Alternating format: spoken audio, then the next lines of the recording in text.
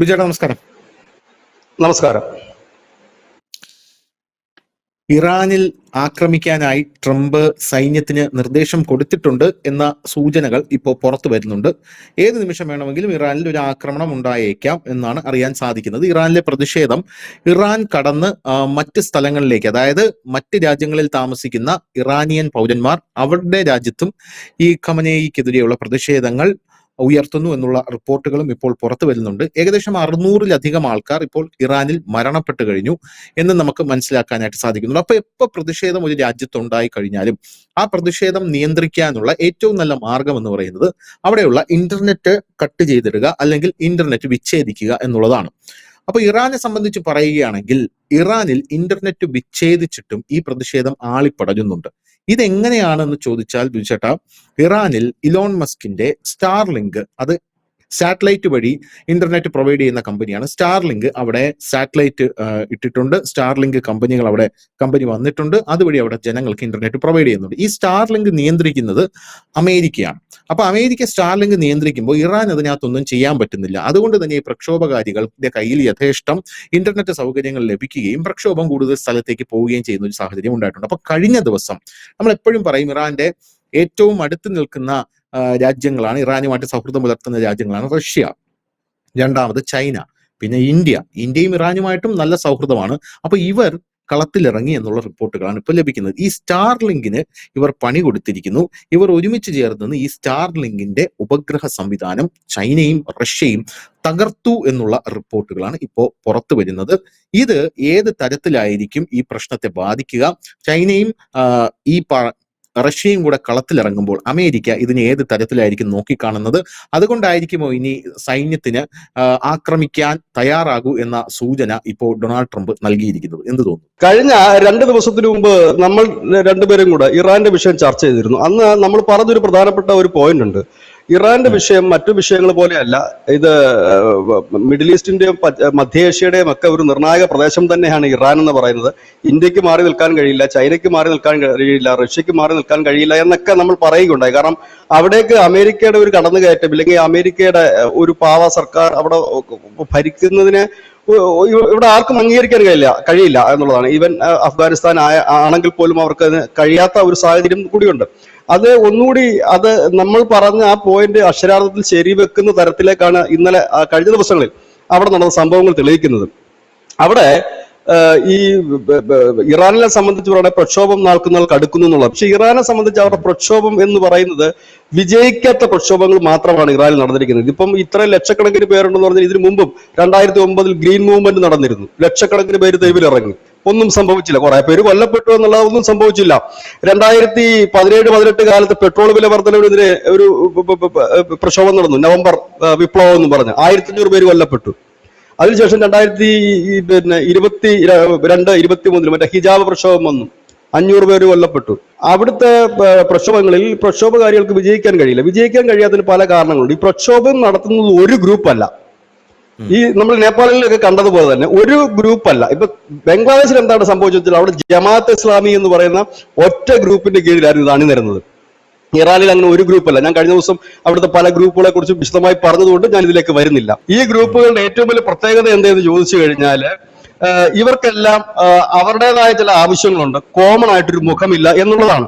രണ്ടാമത്തെ കാര്യം, ഇറാനെ സംബന്ധിച്ച് അവർക്ക് വലിയ രീതിയിൽ തന്നെയുള്ള ബാസിജ് എന്ന് പറയുന്ന ഒരു വിഭാഗമുണ്ട്. ഈ ഇറാൻ റവല്യൂഷണറി ഗാർഡുകളുടെ ബാസിജ് എന്ന് പറയുന്നത്. ബാസിജ് എന്ന് പറഞ്ഞാൽ അവരുടെ ചാരശൃംഖലയാണ്. ഈ ചാരശൃംഖല എന്ന് പറഞ്ഞു കഴിഞ്ഞാൽ ജനങ്ങളുടെ ഇടയിലാണ് പ്രവർത്തിക്കുന്നത്.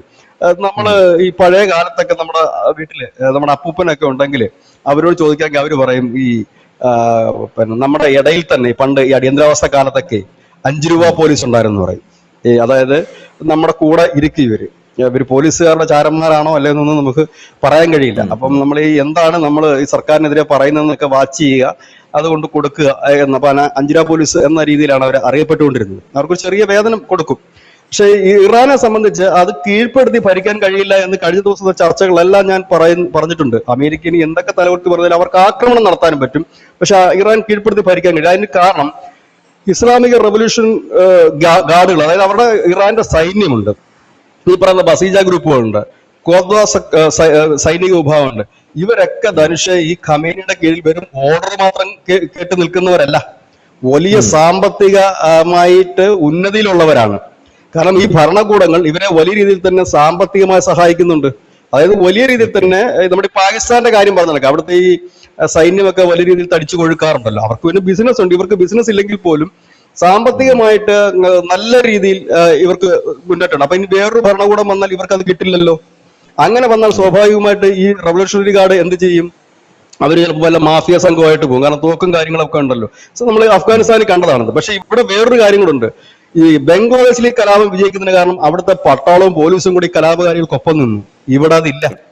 ഒരു കാലത്തും ഈ IRGC എന്ന് പറയുന്ന ഇറാന്റെ സൈന്യം ഇല്ലെങ്കിൽ അവിടുത്തെ പോലീസോ ഒരിക്കലും ഈ പ്രക്ഷോഭകാരികൾക്കൊപ്പം നിന്നില്ല. പ്രക്ഷോഭം ഞാൻ പറഞ്ഞില്ല, ഇറാനെ സംബന്ധിച്ച് പുത്തരിയല്ല, ഒരുപാട് പേര് കൊല്ലപ്പെട്ടിട്ടുണ്ട്. ഒരിക്കലും നിന്നിട്ടില്ല എന്നുള്ളതാണ് അതിനകത്ത് യാഥാർത്ഥ്യം. അപ്പൊ ഇപ്പോഴും അവരില്ല. അപ്പം അങ്ങനെ ഒരു ഭരണകൂടവും സംവിധാനവും ജനങ്ങളും ഒറ്റക്കെട്ടായിട്ട് നടത്തുന്ന വിപ്ലവങ്ങൾ മാത്രമേ ലോകത്തെല്ലായിടത്തും വിജയിച്ചിട്ടുള്ളൂ. അതുകൊണ്ട് പ്രക്ഷോഭങ്ങൾ വിജയിക്കില്ല. സംശയം ചോദിക്കട്ടെ, അപ്പൊ ഈ ഇറാനെ പ്രക്ഷോഭം നടക്കുന്നു എന്നൊക്കെ പറയുമ്പോൾ ചില ആൾക്കാർ പറയുന്നുണ്ട് ഇറാൻ മുഴുവൻ, ഇപ്പൊ നമ്മുടെ ഓൺലൈൻസും പിന്നെ ആലങ്കാരികമാണോ എന്ന് എനിക്കറിയില്ല, ഇറാൻ മുഴുവനും ഇറാന്റെ സൈന്യത്തിനകത്തും ഇറാന്റെ ഭരണകൂടത്തിനകത്തും എല്ലാം ഇസ്രായേലിന്റെ മൊസാദിന്റെ കൈകടത്തലുണ്ട്, അവരാണ് ഇത് നടത്തുന്നത് നിയന്ത്രിക്കുന്നത് എന്നൊക്കെ പറയുന്നുണ്ടല്ലോ ചില ആൾക്കാർ. അതിലപ്പോ സത്യമില്ല എന്നാണോ? അപ്പോ അതിലുണ്ടാകാം. ഇപ്പൊ പട്ടാളം എന്ന് പറയുന്നതിൽ കുറച്ചു പേരെ ചിലപ്പോൾ മൊസാദിന് വിലക്കെടുക്കാനോ അല്ലെങ്കിൽ ചാരപ്രവർത്തനം നടക്കുന്നുണ്ടാകും. ഒരു രാജ്യത്തിന്റെ സൈന്യം എന്ന് പറഞ്ഞാൽ 1 2 അല്ലെ 1 ലക്ഷത്തിലോ 2 ലക്ഷത്തിലോ ഒതുങ്ങുന്നതല്ലല്ലോ. അതിനകത്ത് തന്നെ അതിതീവ്രമായ മതപരമായി നിൽക്കുന്ന സംഘടിത ഗ്രൂപ്പുകളും ഉണ്ട്. ഇത് വരാൻ പോകുന്ന കുഴപ്പം ഒരു പക്ഷേ ഖമേനി കൊല്ലപ്പെടുന്നു എന്ന് കരുതുക.